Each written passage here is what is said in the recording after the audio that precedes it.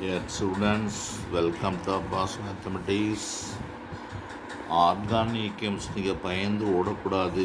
அது ரொம்ப ஈஸியானது. சின்ன கிளாஸ் படித்தா ப்ளஸ் மைனஸ் மாறிட்டேன்.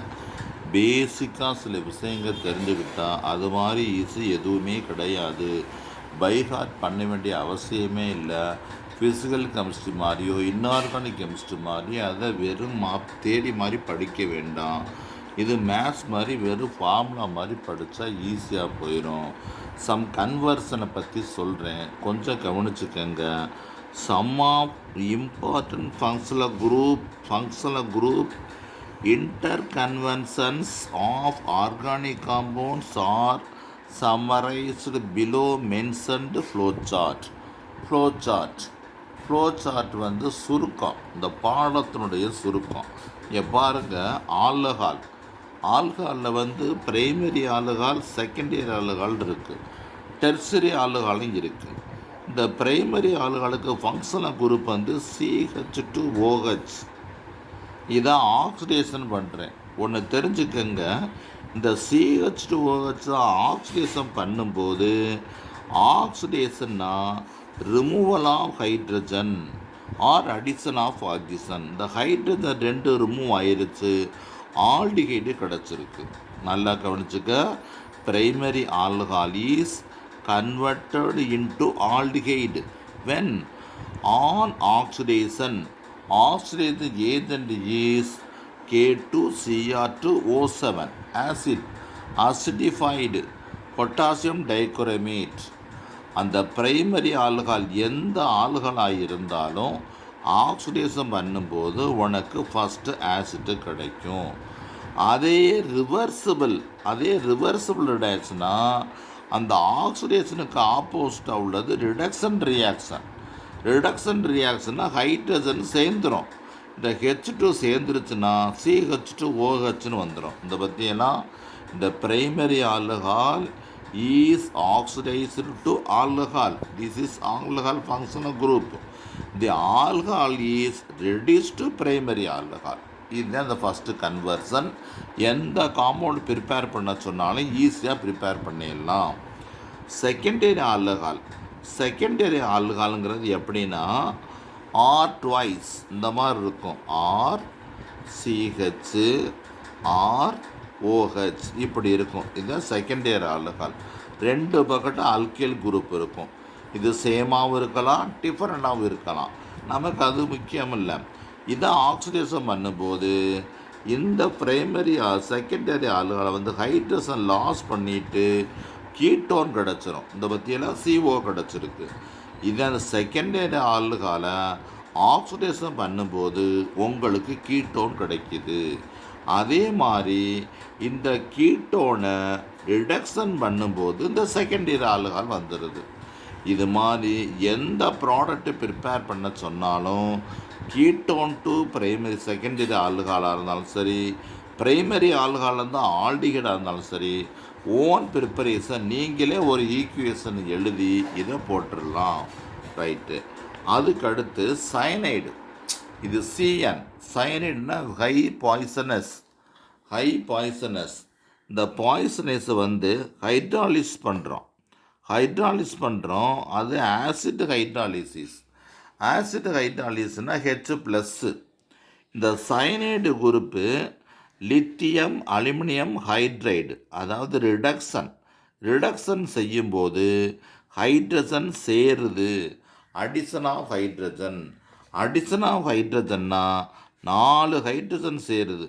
இங்கே ஒரு H2, இங்கே ஒரு H2, அதனால் RCH2NH2. This is primary Ameen.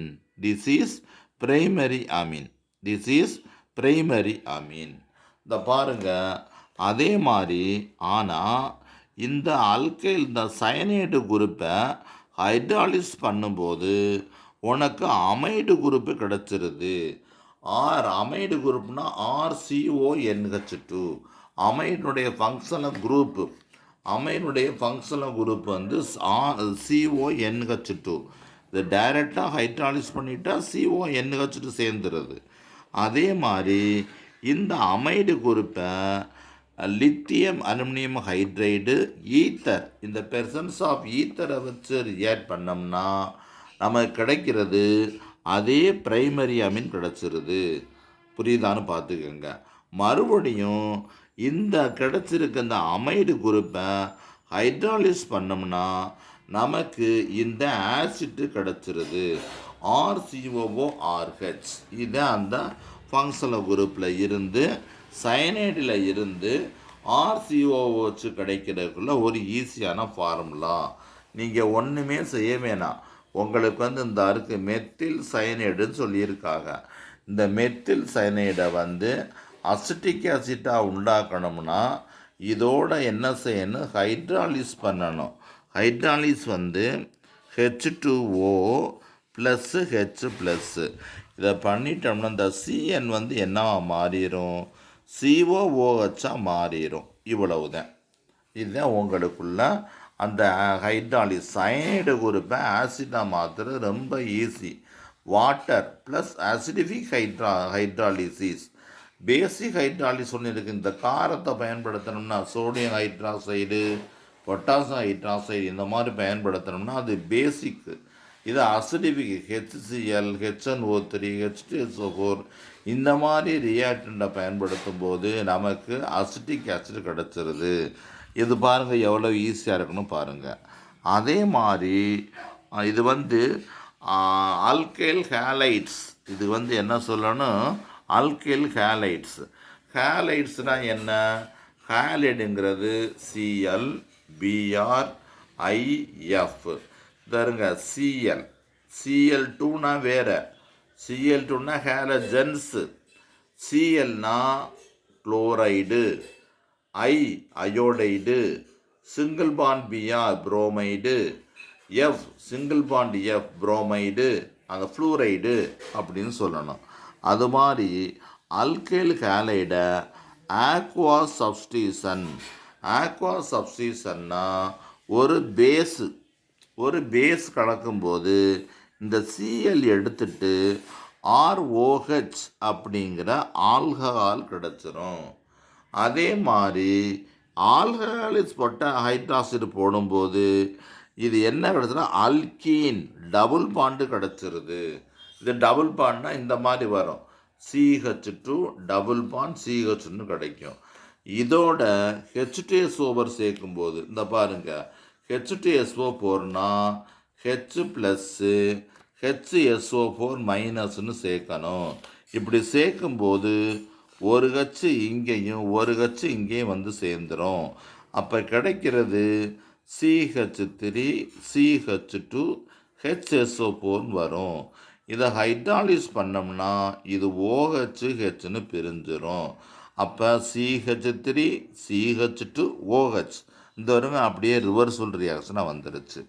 இந்த மாதிரி சார்ட் படி நீங்கள் பார்த்துட்டீங்கன்னா இந்த ஆர்கானிக் கெமிஸ்ட்ரி எந்த கஷ்டமும் கிடையாது. அதனால் இதை பார்த்துக்குங்க, பயந்து ஓடிடாதீங்க.